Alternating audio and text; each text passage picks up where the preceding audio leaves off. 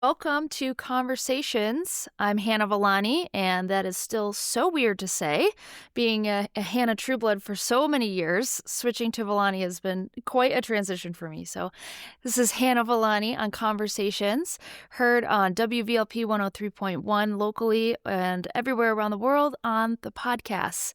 And today, I have a really awesome conversation that I have been super excited for. I am joined today by Amy Corr, the Chief Brokerage Officer at Properties and Christie's International Real Estate, and she is just awesome. I mean, everything that she does is amazing, so I'm very excited to bring her on and have a conversation with her. She's been with At Properties since 2004, starting out as an agent and working her way up through the leadership ladder, and just an amazing person beyond just numbers and production. She has been recognized as a Managing Broker of the Year in a Chicago Agent magazine, has been honored as a real estate newsmaker, and is just a continuous champion for agents and storytelling and just the ability of bringing love into the world as the forefront of everything that she does. And that is one of the things that I love the most about her, aside from her very amazing podcast, Core Values, which I highly suggest that you check out. So without further ado, welcome Amy to Conversations. Oh my God, thank you so much. I'm thinking, who is that person that you were talking about? Wow, she sounds cool, but I don't know if that's me. She sure does, and she sure is you. I know, it's so funny when you switch it around. You're so used to being the one talking to people and interviewing, and now you're in the hot seat, so. I am. We're going to have to see how I do.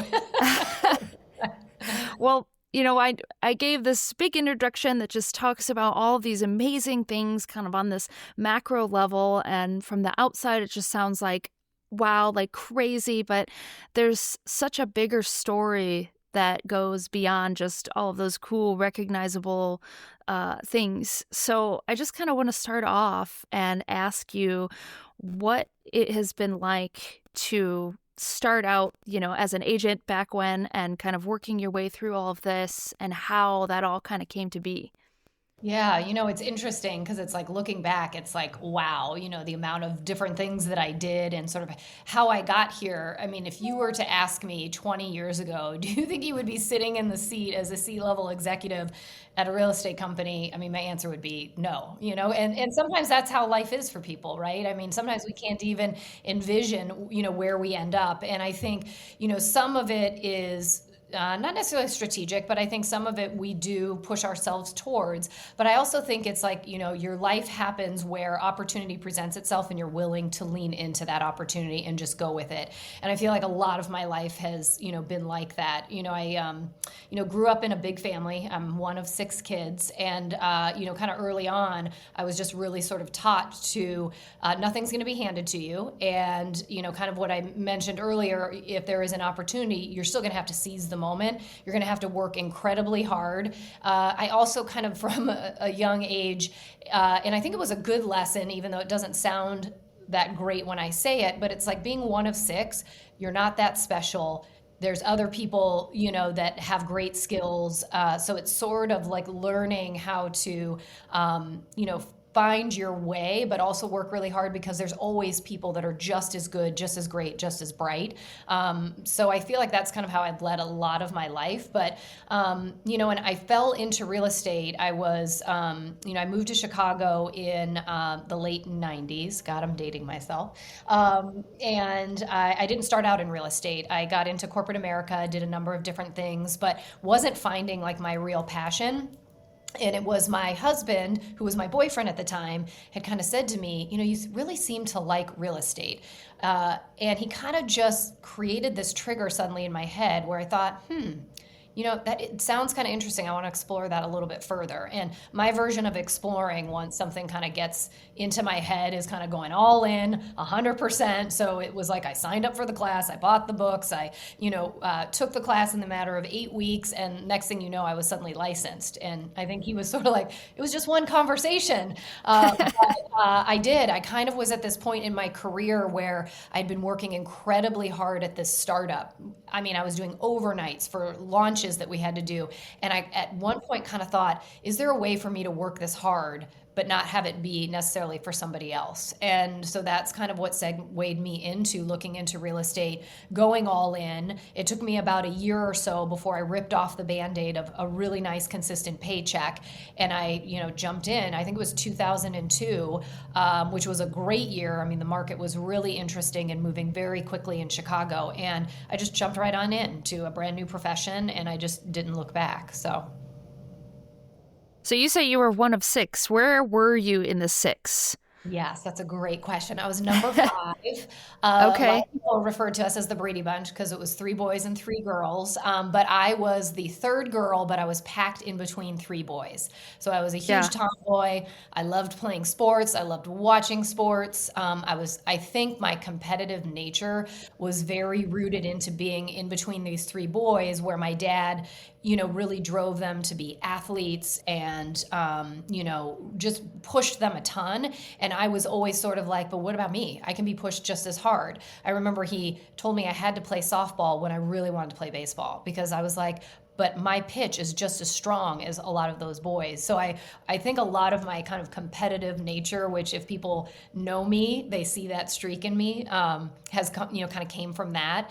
And but I feel like it's served me really well. Sometimes not always great, but for the most part, has served me well. For the most part. Yeah. When you were talking about, oh, nobody's really, you learn that it's not that special and there's people that are better than you and worse than you. I was like, this sounds very middle child of Amy. I'm going to guess somewhere in that 3 to 5 range. And I was right. Yes.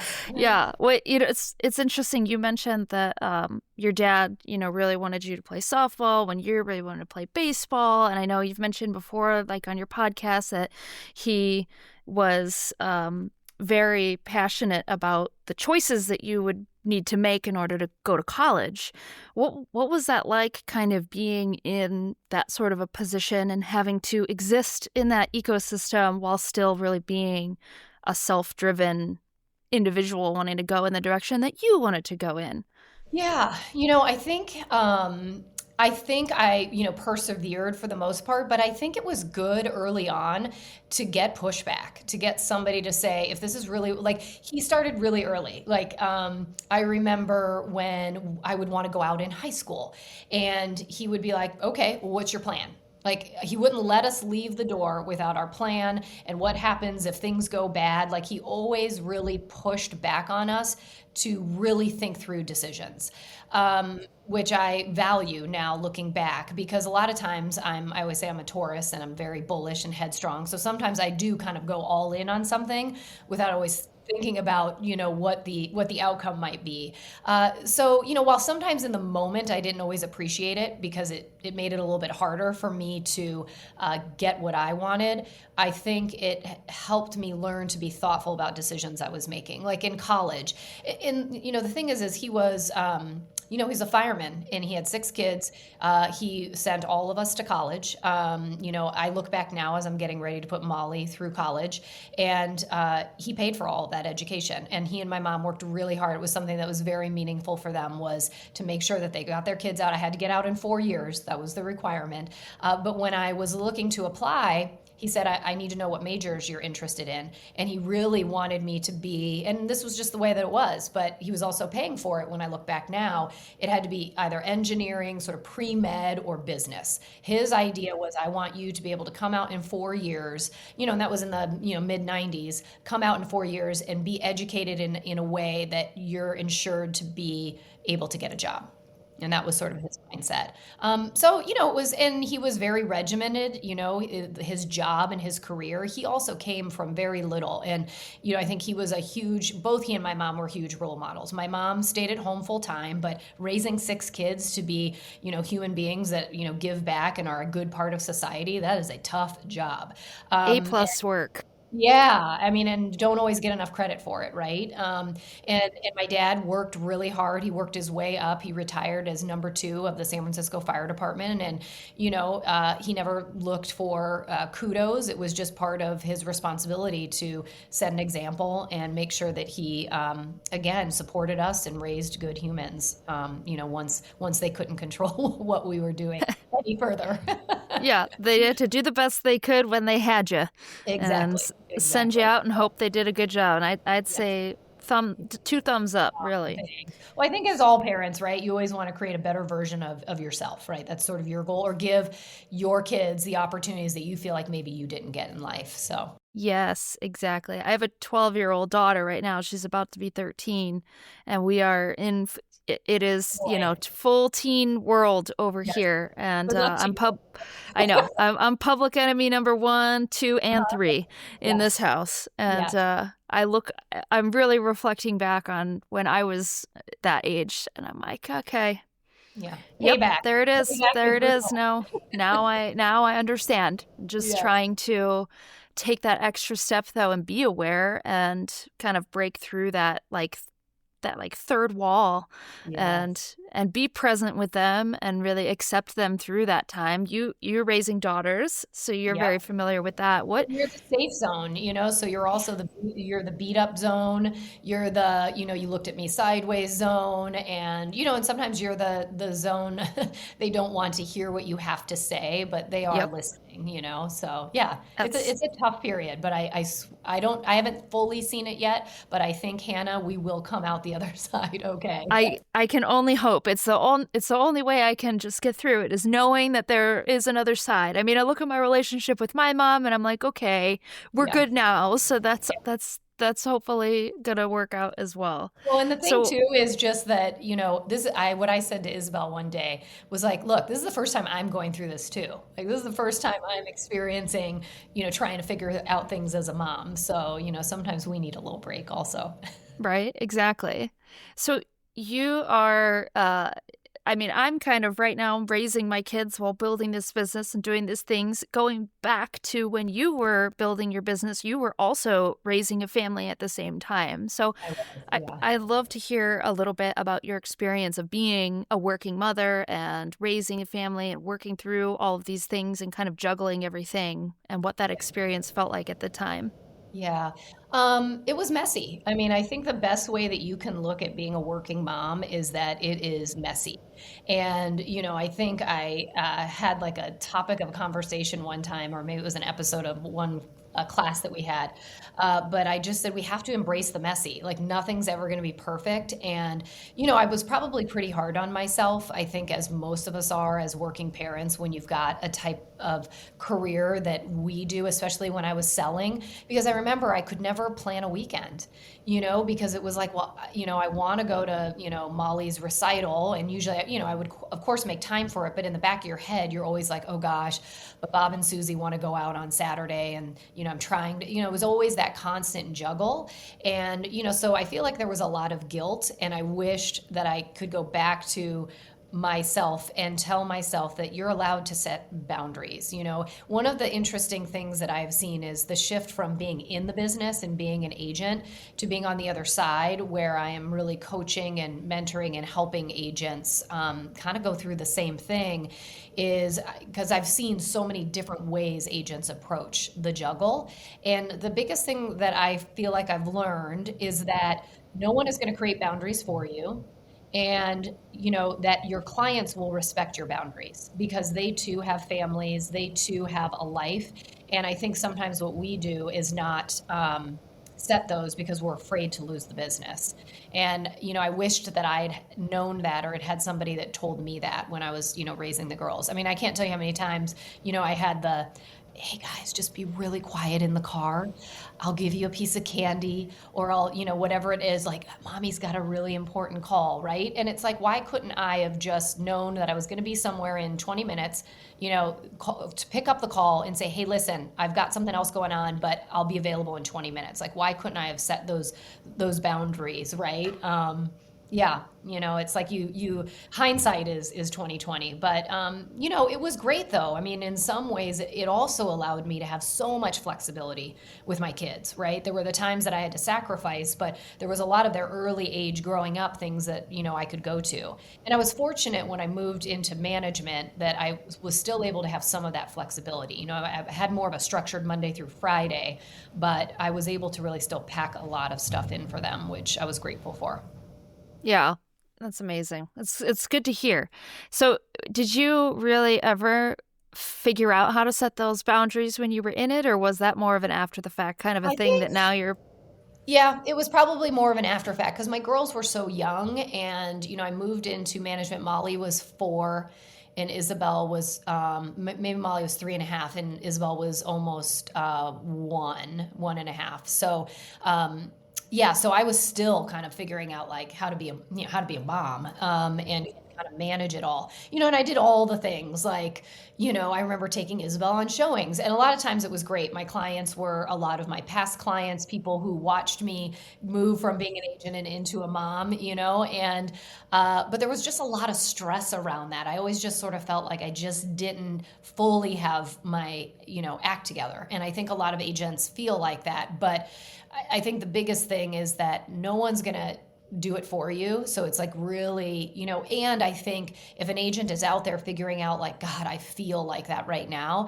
it's like find a mentor and, work with somebody who's maybe kind of already been through the stage that you're in. And, maybe they didn't do it quite well, but similar to me, I feel like it's so easy to reflect back and say, if I wasn't so emotionally in the mix, here's maybe how I would approach it, So I think there's a lot of people who have gone before us that have maybe made the same mistakes or have maybe figured out some of the ways to set the boundaries, I think we have a really phenomenal community in real estate, and it can be a really lonely business when you're kind of working in your business, but I also think that you pick up the phone, there's so many agents that are willing to say, "Oh my God, this is a little hack that I had that made it so much easier for me, with my kids and balancing it all." Percent. Who was a role model for you that you kind of found yourself wanting to model and be mentored by? Yeah, so early on, I worked really closely with Janine Wheeler. She's still a dear friend of mine, and I feel like she was like my big sister in real estate. Because I kind of started with a brokerage, and I moved in to a second brokerage in Chicago, and that's where I met Janine. And I was just completely green. I remember, but the market was pretty good, so I had some clients right away. I had a couple of buyers right out of the gates, and talk about not knowing what I'm doing, but I just went for it, right? And I was talking to somebody the other day about how awkward I felt. I came from corporate America. I had a pretty decent job there, but I remember how terrified I was the first time I had to call and make appointments for my buyer tour, because I just was like, well, what do I say? How do I, what am I supposed to do? And so, it's like everybody's new the first time, but Janine was really great. She just helped me a ton. I remember I had to write my first offer on a condo, and I had never written an offer before. And this was a really small brokerage we were with. So I called her up and she said, I'll sit down with you and I'll run you through it. And I had that template, I kid you not, for like a year and a half. And, she told me this is where you fill in the price. This is where you put like PITA, which was principal, interest, taxes, and assessments, right? It was the acronym for that. That's where you put that. And this is where you put NA for not applicable. So I had this little highlighted, sheet that I would take around, and I thought, God, if somebody asks me why I put NA in a section, I have no idea. Like I had no clue. Because Janine told me to. Exactly. And so, but she was great. She was like my lifeline, right away. I emulated a lot of the things that she had done. And then Janine McShay was amazing. She was our managing broker. At Properties, and she was a working mom. She was old, ahead of me age wise and kid development wise, but she always just had such really great advice and things that were helpful kind of growing up, or kind of growing into being a mom. And then when I moved from the city and into the suburbs, I had other mom friends, but there was probably half of us working and half that were staying at home. So you kind of just created a community of others, to kind of bounce things off of and try to figure out how do you balance your work life and your family life. Yeah, exactly. It's so refreshing to kind of hear this. I think, myself included, and just anybody really, it's easy to look at a person that's, where, for example, where you're at and say, well, that's not me. But you're literally telling the story that is just like, that is so many people. It's so relatable. It can literally be anyone and you can do anything. Yeah, like And my favorite mom showing a house story is I was showing a condo in Chicago and I had to take Molly with me because my sitter canceled or something happened and I was like, oh my God. But at least I knew the couple, like my clients were great. And actually, no, this was a listing. I was showing a listing, so it was my listing. And so we had to drive down the city. We were stuck in traffic, and Molly is sitting in her car seat. She's probably a year and a half old, and she was really quiet in the back. So I park our car, I go to get out, and it's summertime, and I open the door, and the girl has green permanent marker all over her face, all over her arm. She had found this green Sharpie in the back seat, and I was like, God, that's why you were so quiet. She basically drew all of herself. So I was like, oh my God, I have 5 minutes. I'm going in with a child, not just with a child, but a child that has like green Sharpie all over. So I just pick her up. There was a Jewel right in the lobby of the apartment of the building complex. So I went, brought this green marked up child in. I tried to find, I think it was alcohol or hydrogen peroxide somewhere. I knew that like would get it off. So I'm like trying to rub her and it's just looking worse because now it's just green smear. So I basically just bring her in. I'm like, this is Molly, my little green blob, and I just did the showing and went on. But I was just like, oh my God, you just have those moments. And she and I still laugh about it, but she doesn't really remember it, but I tell it to her often. that's incredible. That's incredible. So you got involved in real estate in 2002. Yes. So that's kind of right after the dot-com boom and the internet is kind of starting to happen. Yep. And this is kind of the first of, I would say, multiple transitionary things that you have experienced throughout your career in this industry. What was that like, kind of navigating going from, MLS books to MLS online and calling the broker and going to the office and picking up the key to, Sentry lock, Bluetooth lock boxes and all Yeah. of those things, and Zillow is going to end real estate agents forever. And oh my gosh, it's for salebyowner.com. We're dead in the water. Mhm. What was that like, kind of going through that early Yeah. on Yeah. in Those are your great career? questions. Well, it was funny because moving into real estate in 2002, I had come from technology. So I was working for a law firm that did technology I was working for a company that did technology for law firms. So, we had created interfaces and I was so much further advanced on the tech side. And then I moved into real estate. And I remember it was before we even had like an interface on the MLS. And I had to do like a DOS prompt to even get in and get listings. And there were no pictures. And I was like, where am I? Like, where did I move back to? It's like back in time. I remember the first firm that I worked at, I was doing all of our marketing books because no one really knew how to use any like photography type stuff. So I was sort of like this jack of all trades because I had just a little bit more of an advancement from the tech space. So I felt really comfortable. Like as stuff started progressing, I was like, hallelujah, thank goodness. Like what I really recognized that real estate was at least 10 years behind from the tech boom that was happening in so many other industries. So I always felt like it was sort of a catch up. As far as being afraid of Zillow or, a lot of the things that were happening, I feel like I was so focused on just learning the business and the fundamentals of how do you find a client? How do you keep a client? How do you make them happy? How do I list a home? And there was just so much learning that was happening for me. I would say in the first 5, 6, even 7 years of the business, like, you know this, Hannah, there's no two deals that are alike. There's no two clients that are alike.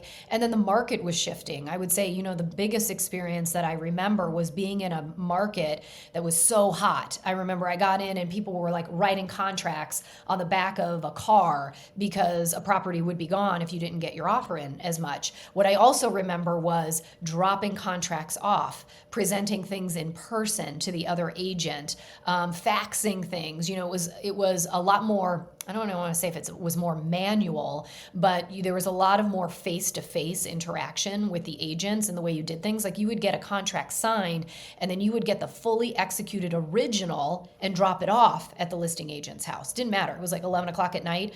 That's just the way a lot of things were kind of being done. And so I was in the midst of sort of that transition. But then what was really crazy is as I started becoming a stronger listing agent, that's when the wheels fell off in And, I felt it in 2006. And it's funny because I always say to agents, like, we may not always know it, but we tend to feel the change in the air before the data starts reflecting it. You just know it. You just suddenly see showings are dropping off. This is staying on a lot longer. Feedback, like they're just not as anxious to, get moving. You could see it happening. And I remember in 2006, like in the fall, and then it really started falling off in '07. I remember I had a listing in Bucktown, and it was a good friend of mine from college, and they had this really great house and they were getting relocated. I think, I kid you not, I must have sold that house 7 times. And it was like, we just couldn't catch the right price. It just kept falling and falling and falling because it was just at that time where the market was just brutally declining. And it was, that's where you have some real grit. I remember being pregnant with Molly, and it was like the 8 millionth showing, and it was the middle of winter. They had moved out, and I was like, I got to shovel this sidewalk because I got to make this house look as great as possible because this might be the one. It was hard, and it was like it was like free falling, and you were, and you just couldn't get a price right. You said like, I think this price is going to be it. And then, 4 to 6 weeks later, you had to go in and be like, look, this is what the data's telling us. We gotta try and get out in front of the market again. It was tough. I had to work with a lot of people who lost a lot of money. It was it was a very big shift in what we were doing. You suddenly became a short sale expert. You were navigating banks, trying to, it was a lot. It was, you really had to cut your teeth on the business at that point and say like, but you were super valuable. A lot of us got people through a lot of tough stuff. Yeah. So you say that you were super valuable, and that is such an important mindset thing. Because I was going to ask, how did you get through, you came in a hot market, so you could pretty much get anyone anything at any point for whatever they wanted. And it was like, oh yeah, like I'm the agent, I'm going to hook you up. And now you're free falling into this situation where you're essentially having to disappoint people consistently, right? And you're, not able to, the things that you thought were right were wrong, and things are falling out from under you, and it's nothing that you can necessarily control because, obviously it was an economic disaster. Yeah. So how did you stay kind of positive and continue to prove time and time again that yes, I am valuable in this situation, and, maintain that for not just for your client's perception of you, but for your own perception of yourself? Yeah. Yeah. It was hard. There were conversations that were super tough where you would have a pit in your stomach because you knew you had to call and say, look, we might have to consider moving this into short sale status. Or, I worked with some people who ended up having to just file bankruptcy and go into foreclosure. And so it was a lot of hard conversations, but it also just, at some point you also realize like they're really depending on you to be a sounding board, and the other thing that I learned is you don't have to have all of the answers because a lot of times the client they know their finances better than you, they know kind of like what they're willing to bear. And, but like a lot of times we just want that sounding board and that person that, also doesn't always have all of the answers, but says like, we're going to figure this out. Like there is a solution. There's a way to see our way through this. And, I feel like it was a good era for a lot of us. I don't think any of us ever want to go back there, but, we really had to learn, emotional intelligence, the long game, patience. It was a challenge. So, you have to think if our clients aren't selling their homes and they're losing money, we're not getting paid, commission. So it was like you had to have a pretty deep well sometimes, because I remember times where, we would get something under contract and it was a short sale, but then we were at the mercy of the bank. The bank could take 30 days, 120 days. It could take a year before they're finally willing to either take the offer, or even sometimes it would take a month before you would even hear back from the bank because they were all so underwater because this was all happening to so many people at one time. And I don't think they knew what they were, it was like a whole new world for so many people. So, it was interesting because a lot of people innovated at that time. There were people who suddenly became short sale experts, and they became this go-between for a certain fee to say, look, we will hound the banks to get you an answer. We're going to help negotiate the terms of your mortgage and get them to settle on either this price or another price. I mean, there was like actual companies that, I remember worked with us to get those things done. So there was a lot of interesting, innovation, but it was hard. There were, I think you had to have a lot of compassion, and, it was tough. It was tough for everybody. But, I would say I never felt like I wasn't valuable. I think that it was really, you had to learn how to give real honest news and have a lot of difficult conversations. But I feel like people appreciated the honesty, even if they didn't like hearing it at first. There was just, I felt like I learned a lot during, that period. And then, kind of like when we came out of it, I feel like there was a little, I still think there's some PTSD. I still think there are people out there that are afraid that what happened then could happen again. And, that wasn't a real estate issue. That was a crumbling of the mortgage industry and, a lot of these, loans that were structured that right now there isn't even an infrastructure that allows that. We had a Right. tough lesson to learn. But there is still a lot of fear from people. And so, I think kind of coming out of that, for a lot of us, we were like, whoa, wait a second. Houses are selling. It was just this weird phase. And I also remember it was like 2011, 2012. And I remember watching it because it started in the city. It was like this little train that just went north. It started in the city. We started seeing things starting to sell and move. Then it happened in Evanston and into Winnetka and Highland Park and Lake Forest. And it kind of just made its way. And you started seeing the market recover. It was pretty interesting. So that's great that you mentioned that about that it wasn't the bank, it wasn't the real estate market specifically. That was the side effect of what was actually going on, which was predatory lending. And that is what caused the bottom to fall out. And because it was so crazy back then that happened, they have put so many systems in place to prevent such a thing from hopefully never happening again. So that is a conversation that I do have often with people just out there in the market that are like, oh, well, we're waiting for the crash, or, oh, do you think that we should, sell today because tomorrow the bottom's going to fall out? And the answer is really, no. Yeah. I don't think, anything can happen at any time, and we have to, try to navigate that, and we try to follow trends and understand things as best as we can. But like you said, sometimes we agents are able to see and feel what's going to happen before the data catches up. And so far, I'm not feeling that.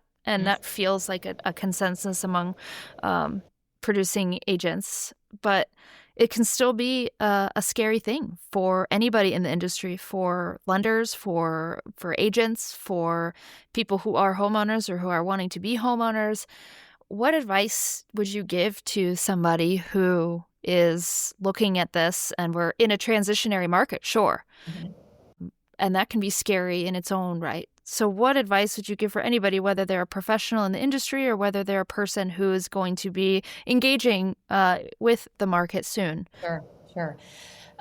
You're never going to time it perfectly. You're never going to time when is the greatest time to get into a market.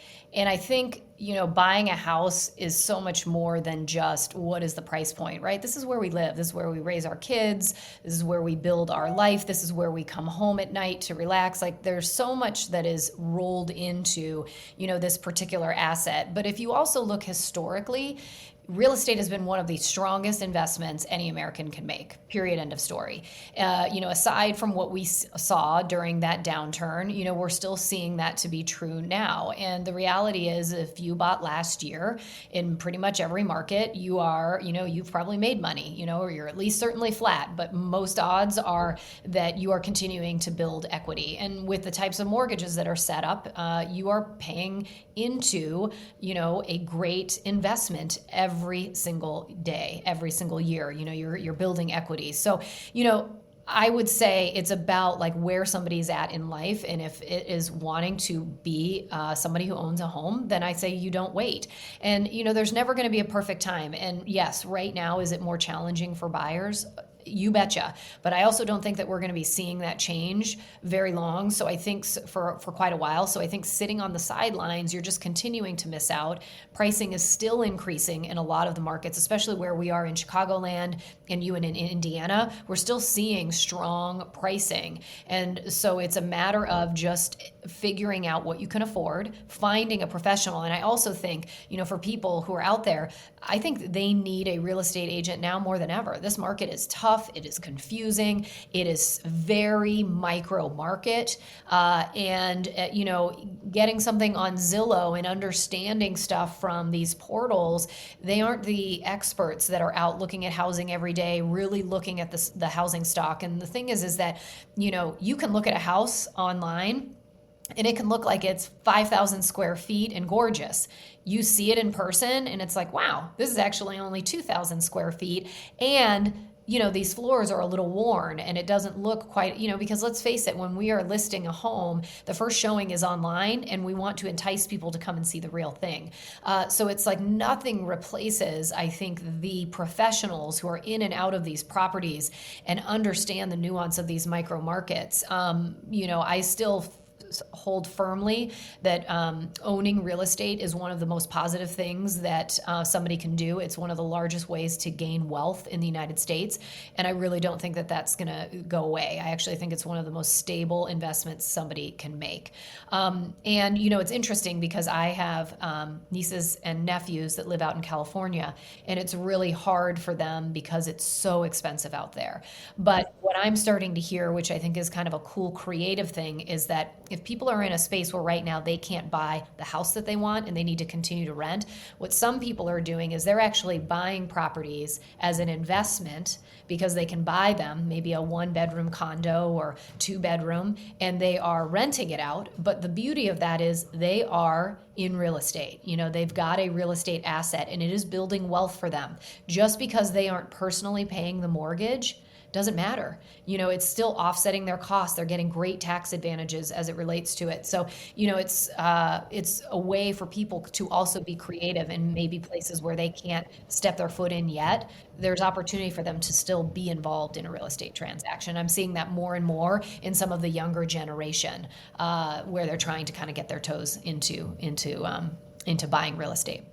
Yeah, I love that. I've been following people too online that they're investing in property with their friends and they're building, homes together and they're just living together and sharing. And the concept of the co-op is kind of starting to make a little bit of a comeback. And I'm very interested to see how that transpires and how that idea continues to grow, because I think intergenerational living is also on the rise again. You're seeing a lot of people who are that are over 65 and that are purchasing second homes so that their families can rent to them and buy, and they're buying homes together so that mom and dad can move in with grandma and grandpa and everybody's together. Yep. And everybody can kind of age in place. It's about getting creative and understanding that there is always a solution. And it's kind of brings me into an interesting, good segue for you, because I wanted to talk a little bit about just the media and perception and how the reality of things is a little bit different.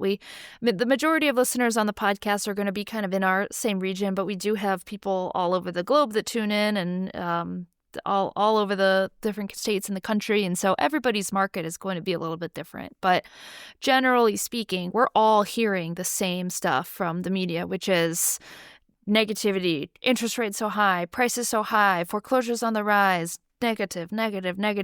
Home, lowest people, millennials are buying at the slowest rates, and Gen Z, and all this stuff is coming in, and we're all taking that in. And there's a lot of people that are feeling like they're just like, oh yeah, no, that's not for me. I will never be able to do it, because obviously look at the economy and look at X, Y, and Z.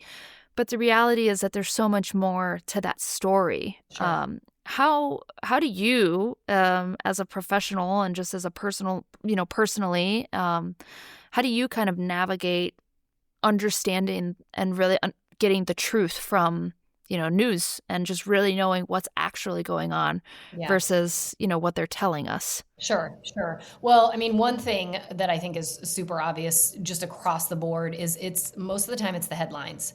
And let's face it, what are the news sources trying to do? They're trying to grab you with a headline. And I will tell you that if you read the headline and then you actually usually read the article, the headline doesn't even tell the full story. In fact, oftentimes it's at opposition of what the real story is.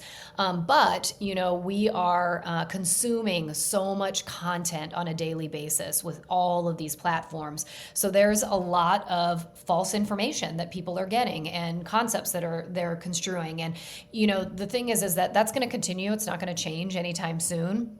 But I think really solid people in our industry, are really proactive in having conversations. If I were selling again, and I still do this in a lot of conversations when I go to dinner parties or I'm talking, people, the good news is that everybody's curious about real estate, right? I mean, I feel like people always ask me questions. And the thing is that, when they sometimes say like, how's the market? The reality is it kind of depends, what are you looking to do? Because if you're a buyer, the lens is very different than if you're a seller, than if you're somebody who's looking to invest, or are just curious. You're not planning on selling anytime soon, but would be interested in looking at mortgage rates, right? So I think that there are lots of different solutions for people, but I think what we need to start with is asking questions. I think whenever we're interfacing with somebody, the real value we can offer up is understanding their story and understanding their pain points and understanding what's going to move the needle for them, and the reality is, I talk with a lot of agents about the fact that, we aren't just the buy and sell, we are not valuable just when somebody's ready to buy a new property or sell their home. This is a living, breathing asset. And one of the responsibilities I feel like we have for our clients and for the consumer is to educate them on opportunities on how best to protect that asset. What are the things that are going to allow them to be smarter? I just was talking to a loan officer the other day, and rates are high, or higher than people are used to, right? But my parents, I think their first mortgage was like 18%. So you kind of have to put it all into perspective. But, I was also talking to somebody about the fact that there are different loan terms that, somebody can look at. Instead of just doing a standard 30-year term, what would it look like if you tried to pay your mortgage off in 20 years? Now, the loan payment monthly might be a little higher, maybe $200-300 higher, depending on your scenario, but you are actually paying down your principal so much faster than a 30-year. You're paying less interest, and that may not be something that everybody wants, but it is a good way to look at, it's how am I being smart in this home ownership? So, there are loan officers who are starting to talk to people about like, hey, let's not just look at something that's going to bring your monthly rate down. What if we keep it even the same or $100 higher, but you're paying at a faster rate and gaining more equity to be able to then use that equity in other ways? So I think I think the thing that's always really interesting about our industry is there's the opportunity to constantly be creative because the market is fluid, the world is fluid. Things are going to happen in the next 6 to 9 months that we don't even know about now. We don't know what those are going to be, but they are going to have maybe a minor impact or maybe a major impact on what's happening in real estate. And we just don't know what those things are. And so the best thing that we can do is to always be very fluid and be willing to constantly educate ourselves as agents. We need to make sure that we really kind of know what's happening and have a pulse on the market because that's what our clients are looking for. And I think that's the value that we're bringing, and we're going to get them past the headlines if we're really, well-versed and able to do that. Heck yeah. That's one of the reasons why I love you and the company that we work for is like the forefront is understanding the people and figuring out how to best serve them, whether that's selling something to them or not. Yeah. It's what's best for them and how we figure out how to get that information and help them use that to the best way that they can. And, the community aspect of real estate, I think it's overlooked a lot. And in this techie world where everything is, we're not presenting things in person anymore. We're not calling people even on the phone as much. A lot of it is email and texting and virtual this and virtual that. And the connection of the transaction and going before and beyond that is missing a lot of the times. But you have really built your whole, life and reputation around consistently connecting and being involved in community. And I think that is such a beautiful testament to just who you are. And with that, I would love to talk a little bit about your community giving back and just how you're involved philanthropically, because there's definitely a big piece of what you do in that. So what are you working on right now, and why did you want to include giving back in your career?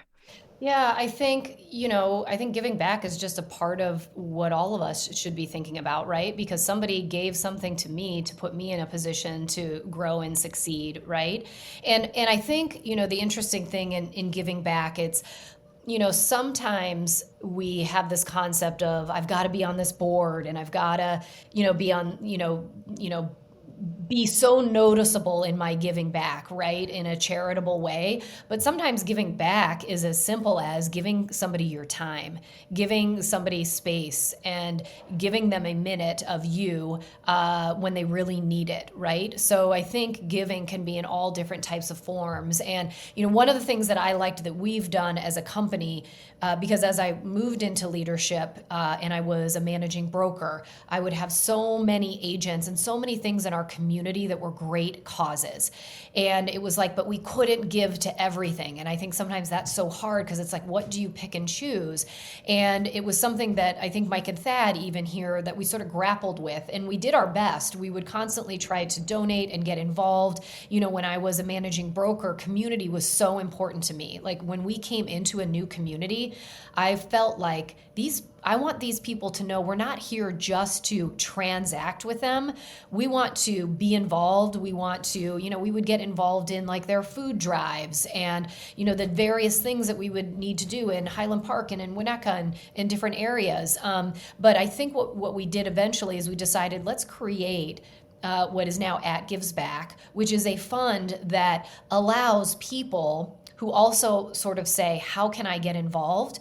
It creates a platform for everybody to get involved in different ways, whether it's offering $25 out of your most recent commission. That's amazing. Multiply that by hundreds of agents. That's a movement. That makes impact, right? And so by creating At Gives Back and developing this phenomenal board, we are able to allow so many people to give back in ways that they feel comfortable, big or small. And we've been able to impact so many different charities. We used to have one large charity, which we usually do, every year. But what we also noticed is that there was an opportunity to be charitable for smaller local things, like in Chicago and in some of the suburbs, some of the, pantries or some of the food drives and things that where $3,000 goes so far for these smaller giving back communities. Being able to do a small coat drive where 200 coats can keep a ton of people warm. So I think I've been fortunate enough to be part of At Gives Back in that program and figuring out some of the things that we can do. But what I'm proud of is that we create an opportunity for so many to get involved, again, at different levels, because some people really want to get involved and be on a board and show up for everything, but others don't have the time. And it isn't that they don't care, but right, like we all kind of get busy. So I love that, we've kind of created a platform that allows that. And, giving and caring about others and building relationship, that's always been at the forefront of our company. I think it's people before profit. We all have to make a living, but if you're doing it with great people and having fun while you're doing it, it makes an impact. It's contagious. It really is. What is your favorite way to give back? My favorite way to give back is showing up. I haven't done it in a while, but I used to love, there was this one, it was one of the most memorable things that I remember. It was when I was an agent in the city, and there was an agent of ours, and he was also a minister. And he worked for an organization for a lot of adult men who were looking for like a second chance in life. A lot of them recovering from drugs, alcohol, just, tough life situations. And every holiday season, it was between Thanksgiving and Christmas, we went and we made them dinner. And we served them a really great dinner. And it was just, I felt it was emotional because it was people who almost felt like they lost a lot of themselves, lost a lot of respect in society. And we sat with them, we sang carols, it was just we just saw like their eyes light up from the simplest thing of not just giving them food, but having conversation with them and treating them as the human that they are. Like, so they've made mistakes in their life, but for any one of us, we've all not gotten it right before. And for some of us, it's been a much bigger impact on where we are than for others. And maybe these people didn't always have the best role models or, whatever their path in life was. But, it's like anybody who's trying to give it a shot to get on the right track and do their very best, I just think they deserve the same level of respect, time, energy as anybody else. And I just feel like we did it 3 years in a row. And it's actually something that I still sort of really miss. I always think about it during the holidays. I mean, there's been other things that I've been involved in, but I just felt like it made, for whatever reason, just really impacted me because of how I saw we all made them feel in that evening. That's so awesome that you've done that and that you did that. I think one of my favorite things that I've ever done was volunteering for the overnight shelter. We have now, but we didn't have for the longest time in our city an actual like place in the winter where people without shelter could go and stay. And so our church, the local churches would kind of rotate through and have house beds and stuff, and for the people who maybe wouldn't qualify for the treatment programs or shelters and things that have, the red tape of needing to be employable or to be clean, those sorts of things. Yeah. And so, taking their medication, all those types of things. So when you strip that away, there's still a group of people that are absolutely deserving to have a warm place to sleep at night that don't have anywhere to go. And it was honestly kind of nerve-wracking at first to know that you're going to go spend the night with people who are probably currently in active addiction or have the issues that they're, working through, and you don't know what the background is. And, but I did that multiple times for the last few years, and it is some of my favorite things to do because they are so usually they just want somebody to look them in the eyes and have a conversation with them. Yep, And see them. I think it's like seeing them. Think about how many people don't see them anymore. And I will tell you, those people are people brothers, sisters, uncles, like, especially with addiction, I think, it happens to a lot of people, and it's, it's just, it's hard. It's like when people are down, I think one of the most powerful things that we can do is when we are in a more positive space is to lend that hand and say, I've got you, like I'm here for you. yeah, it's amazing. And it's contagious. I took my kids with me one time to do one of the dinners, and we made them pancakes and eggs, and it was just a whole fun thing. And that was 2 years ago. And my 7-year-old son, who was 5 at the time, he still remembers that and like talks about doing that. We're actually going to get together with some neighborhood kids, and we're going to do a night where we do that. That's so But cool. I just love that. It adds just a layer of. It makes it easier to get up in the morning knowing that you can go and do something good for somebody else. There's just nothing better than Oh my that. gosh. And I think teaching your kids about it is so important. Like we did this actually, just remembered my personal trainer, he buys gifts for a shelter in Indiana near Gary, which is where he grew up, and he had a great opportunity, a family that really helped him, but he always gives back because it was a single mom that let him stay with her and his best friend. But we went down there and we bought for all of the kids, which was great. And what we did is we came down with everything on a Saturday, and all the moms came to get all of the gifts ahead of time so they'd have something to put under their Christmas tree. But then what we also did is the community raised enough money so that we could give it money to the moms to buy food, just to pay their utilities, and that was like the most emotional thing. And so I had my husband and my two daughters there, and same thing. Like they were kind of like grumpy about having to go down at 7 in the morning, and I was like, "You're getting in the car because this matters. Like you need to start seeing like all that we do to provide for you. There's so many other people who are just not as well off." So I think getting your kids involved is huge. I love that. I Yeah. love that. Yeah. Well, this has been such an awesome conversation. I feel like I could just sit here and talk to you for hours, but I Likewise. know you're you're a busy lady. You probably got 100 other Zooms and meetings to hop into. So I wanted to leave with one final question. You know, we have been talking a lot about where you came from, kind of what you've done, but I'd love to kind of hear from you about where Amy is headed next. What is the future look like? Where are you kind of visualizing and wanting to go, over the next section of your life? That's a great question. I think the good news about me is I don't think I forward think too much. And I've been very blessed that I think just, moving forward, using my instincts and kind of my gut feeling of, what is the next best thing has worked out really well for me. But I love what I'm doing right now. I mean, I feel like we have such an incredible organization at Properties Christie's. I mean, the agents here are the best. And I feel like, I've kind of grown up here, right? Being here since 2004 as an agent and now having the honor to, be Chief Brokerage Officer, which really, I feel like my goal and my passion as we move forward is, we see success when our agents see success. And, it is about what can we do to continue to help people like you, Hannah, to figure out, how to best support your clients, how to manage the balance of being in this industry, how to help you tackle what I had said, that next thing that's going to come in 6 to 9 months that we don't know about, right? I think the exciting thing about this industry is that it's always changing and there's always a new challenge or a new dynamic. But to me, it's about the people, and I am just excited about continuing to see us as a company evolve, getting deeper and closer to our people.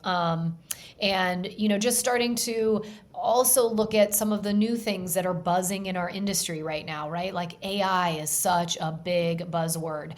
I had my brother Jim, who's in the industry, on my podcast. But what I loved about our conversation is he said, look, it is never going to replace the people factor, the relationship piece. So, moving forward, I think what I want to continue to do is help our agents recognize their value in the housing dynamic, in helping change people's lives. And we still have a very big role in that. And I think what we need to do is recognize that technology and AI is helping us to become efficient in the things that don't matter as much as being in front of our people. Like Hannah, you said it earlier, it's about FaceTime. And we've lost a lot of that, right? Because so many things have been automated.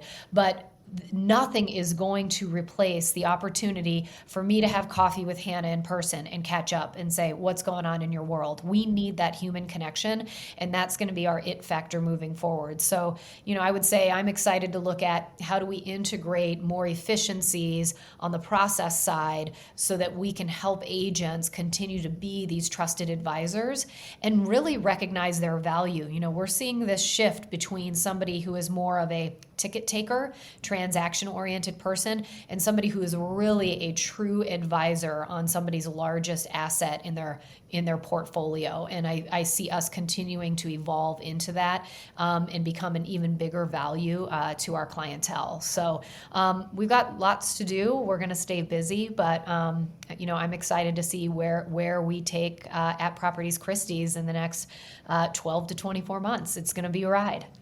It's exciting. I'm excited to be a part of it. And I have one extra bonus question for you. I said I wasn't going to do rapid fire, but I got to do this. This is your one rapid fire question. Oh, okay. Personal bucket list item that you absolutely are going to do within the next few years of your life. The next few years of my life. Big bucket list. God, I'm so just trying to get kids through to college.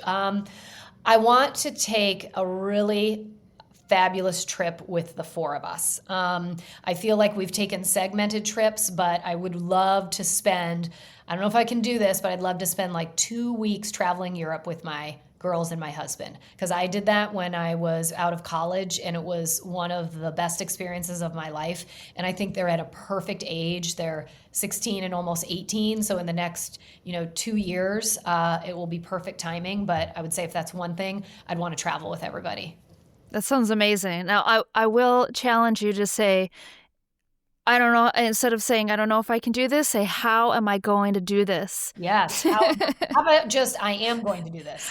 I am. It is done. It is happening. Exactly. You're going to be on the booking.com after this call. If my girls hear this, they're going to be like, yes, uh-oh, we're ready to go. Yeah. The promise has been made. You've heard it here first. I threw it into the universe. Yes. The Isabel Molly, this one was for you. Yep. I got you. Well, where can everybody find you, Amy? You can find me here in Chicago, but Amy Corr at appproperties.com. You can also find me on LinkedIn, Instagram. I'm sure, Hannah, you can throw all my handles on whatever notes that we've got, Facebook. Just about everywhere. Incredible. Well, thank you for the amazing conversation, Amy. This has been wonderful. I'm Hannah Villani. This is Conversations on WVLP 103.1, and we will catch you later. Thanks. Bye, everybody. Thanks, Hannah. Appreciate it.